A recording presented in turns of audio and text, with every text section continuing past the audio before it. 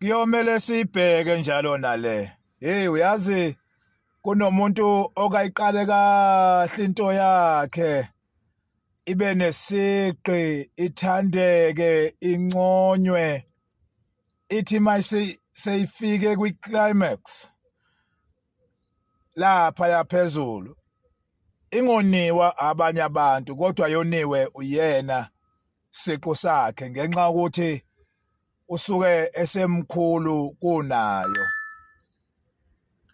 Hey yabona into eyaqalwa ophakelo Mthakathe noNgezwa noJesinta iyokoniwa ibona kuqala ngaphambi kokuthi iyoniwe abantu. Ake ngivele ngicace bha okwekade ehlungweni la ngiqondene ngqo nophakela uMthakathe. Bafo akulalele la kancane. Ngiyakuhlonipha kakhulu futhi amagalelo akho obunsizwa ngiyawazi ngiyawabona futhi umuntu ono-forward oyilwelayo nosaziyo isitori sakhe. Mfowethu usudlule kokuningi ebekungakuqumba phansi kumkhankaso noma kwikhampeni yakho kodwa igade lonto ingoniwa uwe ingapheleli ezandleni zakho ngani na ngokuthi mhlambe ungaboniseki. Ake sikubonise singobani nje sikubonise nali iqiniso lemsulwa sekufike kaningi eindlebeni zethethwa lokhu kwakho kokukhangeza kwenkongozelo kokucela. Qale ngakuzwa lokucela ngesikhathi ufuna u5 million uthi u5 million uma ungathola wona ungakwazi uyolawula indaba yasebhoda.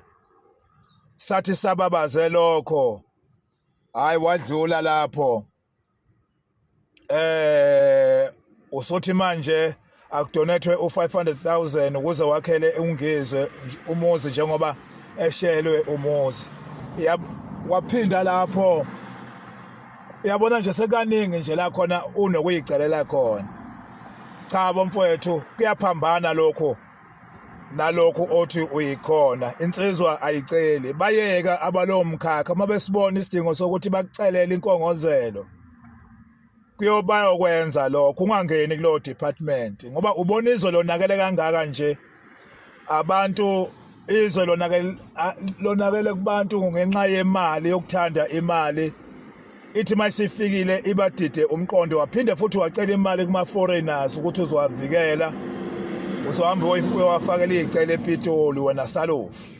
Konke lokho mfethu kuyahlaza ke igama lakho ukucela akusona isintu sethu thina bakwantu. Khona ubona mfethu eseceleni ayilwe leyo yokuthi uyadinga ukuthi udonethele noma kodwa wena ungazikhulumeli kulokho.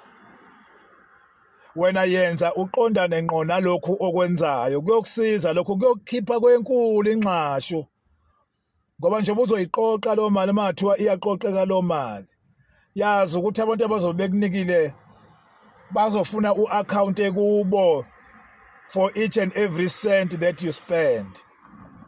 Lokho kuzokudeviate from ipurpose yensebenzo yakho. Ngiyaxwayisa nje mahala free.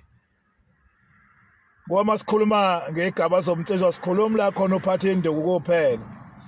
Kodwa khona nje abayilwa izimpi zakho mfowethu noma abayenza lento bese eceleni nje bese ophondweni kukhona isifuba njengoba impi ihlukene igaba enjalo khona uphondo khona isifuba khona ikhanda khona umsila khona umshosha phansi umgundatshana.